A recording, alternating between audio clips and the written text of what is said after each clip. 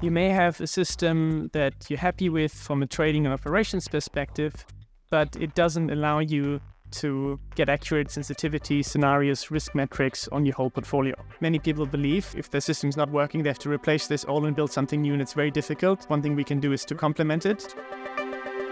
You should trust your library with the products. For this, you have to have a really good model for bond and really good model for CDS. If either of these models is not good, then your relative value trade will be wrong. You will lose in the market. How accurate are your models? How sophisticated are your models? Are something which can be true kind of differentiators. So like in Quantifi, we pride ourselves like on having very sophisticated analytics which produce accurate numbers.